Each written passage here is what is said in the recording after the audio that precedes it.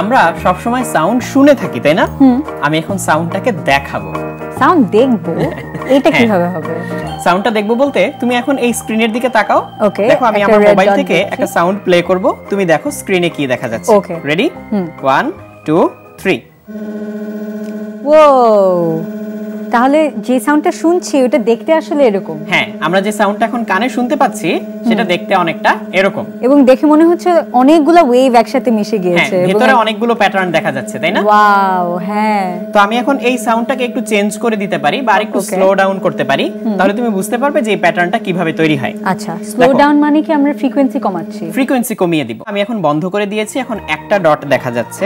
এবারে আমি এর ফ্রিকোয়েন্সিটা চেঞ্জ করব।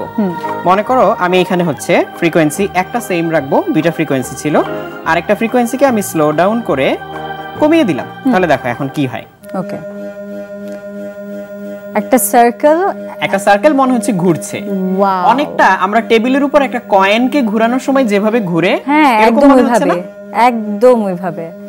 এবং মাঝখান দিয়ে মনে হচ্ছে এরকম করে একটা প্যাটার্ন দেখা যাচ্ছে। এটাকে যদি আমরা এখন অনেক ফাস্ট ঘুরাই তাহলে আবার সেই আগের প্যাটার্নটা দেখতে পাবো। আচ্ছা, আমি এবার আরো ফাস্ট ঘুরাচ্ছি, দেখো এটাকে। ও, এটা পুরো মনে হচ্ছে না একটা অ্যাটম? হ্যাঁ, অ্যাটমের মতো মনে হচ্ছে, যে ইলেকট্রনগুলো ঘুরছে, ইলেকট্রনের যে গতিপথ সেটা দেখা যাচ্ছে, এরকম মনে হচ্ছে। ওয়াও। তাহলে এটা হচ্ছে সাউন্ড দেখানোর জন্য একটা যন্ত্র, তাই না? এই যন্ত্রটার নাম কি ভাইয়া? এটাকে আমরা বলতে পারি সাউন্ড অসিলোস্কোপ। তো আমরা এখানে সাউন্ড দিয়ে একটা অসিলোস্কোপ তৈরি করলাম। অসিলোস্কোপ মানে হচ্ছে ভাইব্রেশনটাকে দেখানো যায় এরকম একটা কিছু। তো এখানে এটা তৈরি করার জন্য খুব সহজ কিছু জিনিস আমরা ব্যবহার করেছি বা সহজে পাওয়া যায়। এটা হচ্ছে একটা বিকার। বিকার না থাকলে বড় একটা কৌটা হলেও চলবে, যে কোনো একটা খালি কৌটা। তার ভিতরে হচ্ছে একটা ব্লুটুথ স্পিকার। সো এখান থেকে সাউন্ডটা তৈরি হয়। ব্লুটুথ স্পিকার না থাকলে কি করতে হবে সেটাও আমি বলে দিচ্ছি, সাউন্ডের অন্য সোর্স আমরা কিভাবে ইউজ করতে পারি। আর এটা হচ্ছে নরমাল একটা খেলনা লেজার। এরকম খেলনা লেজার আমরা হচ্ছে দোকানে কিনতে পাবো, কিংবা স্টেশনারি স্টোরে পাওয়া যায়, কিংবা হচ্ছে এরকম খেলনা সেটের মধ্যেও এটা থাকে। সো এরকম যে কোনো স্টেশনারি থেকে আমরা একটা খেলনা লেজার সংগ্রহ করে নিতে পারি। ওকে, তাহলে এখানে আমি এটা স্ট্যান্ডে আটকে নিয়েছি। তুমি চাইলে একটা স্কেলের সাথে টেপ দিয়ে ভালো করে বেঁধে টেবিলের উপরে বই দিয়ে আটকে রাখতে পারো, তাহলে তোমার এই স্ট্যান্ডটা লাগছে না। হ্যাঁ, আর এখানেও তুমি দেয়ালে একটা কাগজ আসলে টেপ দিয়ে আটকে রাখতে পারো, বা আমরা সাদা দেয়াল থাকলে সাদা দেয়ালেও করতে পারো। যদি কালারফুল দেয়াল থাকে তাহলে সাদা কাগজ ব্যবহার করতে পারো।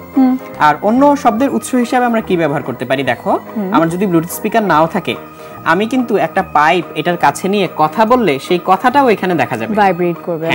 তাহলে দেখো এখন আমি এই পাইপটা দিয়ে সাউন্ডটা করে দেখাবো। এই সাউন্ডটাই এখন এই কাগজে দেখা যাবে। সাউন্ডটা লাগলেই একদম সারফেসে সাউন্ডটা করলেই হবে। তাহলে এই পাইপের মুখে আমি কথা বলছি, হ্যালো হ্যালো,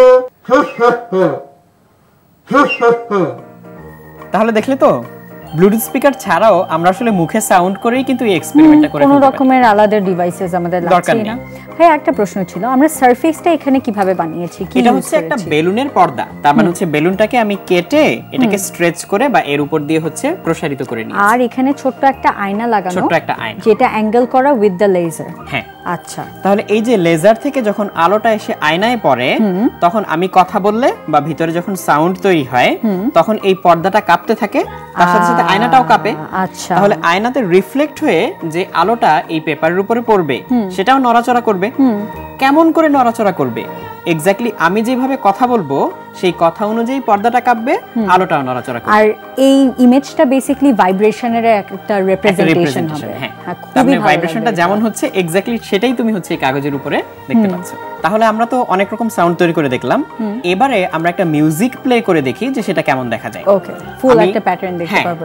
আমি আমার মোবাইল থেকে একটা মিউজিক প্লে করছি, খেয়াল করো। ওকে,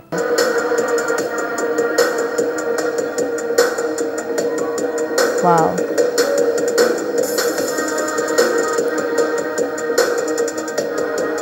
ওয়াও।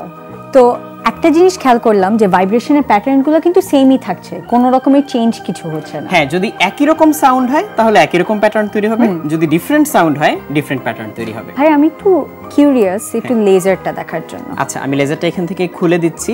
এটা একদমই সাধারণ একটা লেজার, তুমি চাইলে হাতে নিয়ে দেখতে পারো। ওকে, সো সামনের বাটনটা দিলে আর কি লেজার লাইটটা, সো এটা জাস্ট একটা ডট, এবং এই ডটটাই পরে আমরা যখন ভাইব্রেশন দিচ্ছি তখন এটা ডিফারেন্ট প্যাটার্নস ফর্ম করছে। যেহেতু আয়নাটাও ভাইব্রেট করে তাই প্যাটার্নটা তৈরি হয়। খুবই ইন্টারেস্টিং লাগলো এই জিনিসটা। আর অন আ এভরিডে বেসিস আমরা কিন্তু কখনো এই জিনিসটা মাথায় আনি না যে সাউন্ডের একটা ভিজুয়াল রিপ্রেজেন্টেশন থাকবে, ওইটা আমরা আবার দেখতে পারবো। তো অসাধারণ একটা এক্সপেরিমেন্ট, এবং এই কারণে আরো ভালো লেগেছে যে খুবই সাধারণ কতগুলো উপাদান দিয়ে কিন্তু আমরা এক্সপেরিমেন্টটা করে ফেলতে পারবো। আর কিচ্ছু লাগছে না। অল্টারনেটিভের জন্য তো তুমি বলেই দিয়েছো, স্ট্যান্ড না থাকলে আমরা স্কেল ইউজ করে ফেলতে পারবো।